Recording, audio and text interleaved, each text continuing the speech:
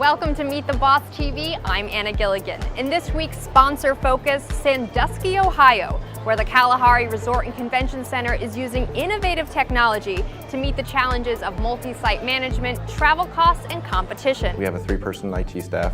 A typical property of this size would have a staff of 12 people.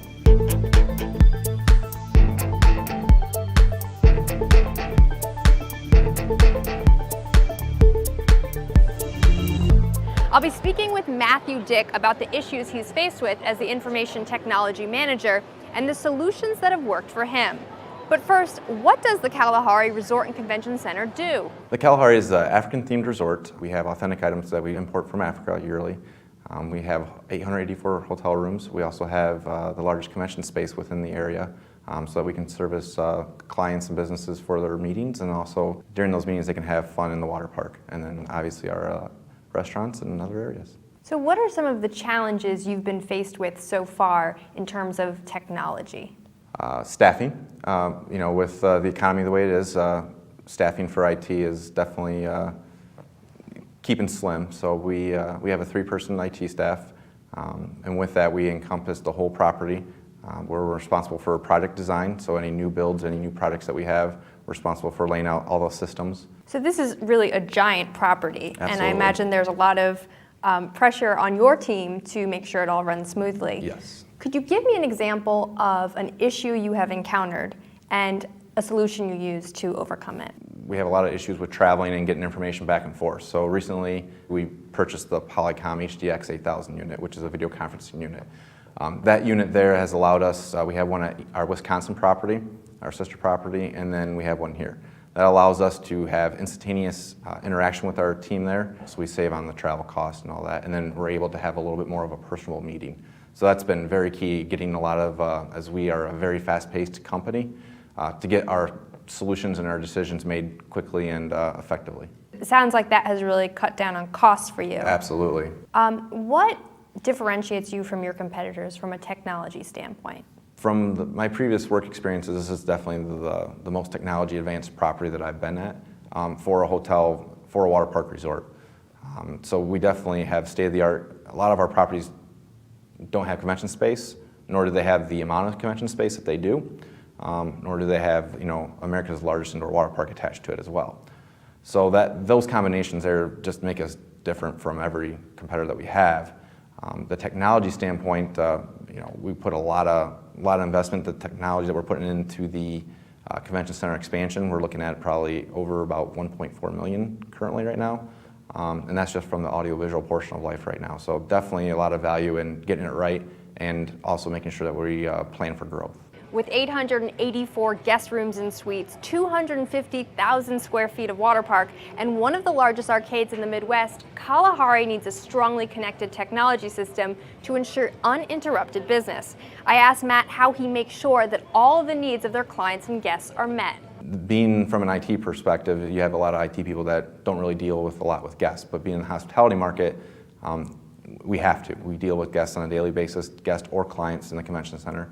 So it's very crucial, and to train my staff on that, we do a lot of guest service training, and then we go through on different scenarios and how, what to do when you're working with a guest you're in a guest room. How do you react to a guest that's irate or there's an issue? So we go through different troubleshootings, and we practice those scenarios to make sure that we service the guests and that we're ultimately at the end of the day that they come back, and that's what's most important to us, is how the guests interact throughout the property and that they come back. What would be your best piece of advice for dealing with an unhappy customer? Eye contact, and then just letting them know that you're listening to them. Make sure that you're acknowledging that you're listening and understand them. Obviously keep a good tone. You're here to service them. They may not be right, you may not be right, but at the end of the day, where can you compromise to get a solution for them? So it's just a lot of understanding for them and making sure that you keep your emotions out of it, and that you're trying to understand that you're taking care of the guest. With the current economic conditions, less money is being made available for both business and leisure travel. So I found out how the IT department is helping to keep the Kalahari competitive. For the economic, we did experience a little bit and had to kind of readjust some things. Obviously, running with a staff of 3, we're already thin as it is. But some of the measures with the technologies that we have is trying to advertise more on our digital signage to get that get that sale, different promotions in, the retail and the F&B outlets, all that, different events going on in our nightclubs, stuff like that. So it's crucial that, our systems are kind of up and going and top of line. The Polycom video conferencing systems are a big help to allow people that are looking for jobs to be able to not have to travel to potential employers because they may be out in Arkansas or wherever. It gives them that flexibility, and we actually tried to sell that as an option for people to come here and interview with whomever, and we would set that up with our video conference unit. So we use it for internal meetings along with our guests as well. And then any of our other technologies, obviously, we support the property, so we make it efficient for them to create the ideas to make the extra buck for everybody, make sure that everyone's coming here. Could you give me a concrete example of something you've done? To keep us competitive, the convention center would probably be my best example there. So when we design the convention center, as far as all the systems there, making sure that A, we keep it in a budget, and then B, that we're state of the art. So that making sure that we look at the technologies that are out there and try to look at a 3 to 4 year window down the road to make sure that we're not hindering ourselves with what's changing in the technology, which technology is always going to change, but we try to look forward down there and to be on the leading edge. So that'll help us with our competitors and stuff like that. We've touched on this a bit already, but could you tell me how the Polycom solutions have helped you save money? We have their video conferencing system. We also have their Wi-Fi phones. And then we also have some of their just speakerphone solutions. With the Wi-Fi phones, that's a crucial part. From an IT perspective, we can push to talk, so it acts like a radio for us. Plus, we can also call. We have a IT help desk line that rings to all of our phones, so that gives us that flexibility if someone's busy to be able to, address the issue. So that's the Wi-Fi phone. Also, like I said, before we have the 3 helpline. That works with our banquet team where they're getting the call right on their Wi-Fi phone as they're servicing and able to do the multitask. We also use the Wi-Fi phones in our room service so that the room service person can be kind of multitasking as well. So the Wi-Fi phones have helped us out there from a labor standpoint and just to be able to be reachable. The Polycom speakerphone solutions, it's a speakerphone, so before that, we had the regular phones. Now it allows us to have group meetings and with crystal clear quality of the audio and stuff like that. Then we took it the next step up and bought the Polycom HDX 8000 video conferencing unit. That has pretty much been a night and day to our operation. Before, I don't know how we operated. We had a lot of expenses in travel. Meetings, it was hard to convey emotion. You can see emotion from our owner or anybody else on the meeting. So it gives you a very personal experience in the meeting. So you really feel like you're in the same room? Absolutely. Did you ever make a technology investment that didn't pay off, and how did you recover from that, if so? One I would regret is we put what called an IP phone in the guest room. The thought behind that, it gives you a flexibility as far as you can put order room service and all that stuff from a digital screen, gives you that flexibility. The problem is we deal with a lot with kids and children. So with the family type of resort, you're putting a $400 phone in a guest room where the extension follows the phone. So that provides 2 kind of issues for us that we still battle, that we're working on trying to address. One is the extension follows the phone. So housekeeping has a room that the phone doesn't work. They'll take a phone from another room and put it in there. What that does is moves the extension down there, and now when that guest calls, the long distance is getting billed to another guest room.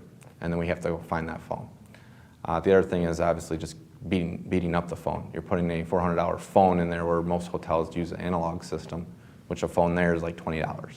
So we get more of an expensive phone in there, an investment in there where it's still getting destroyed just as easily as a $20 phone.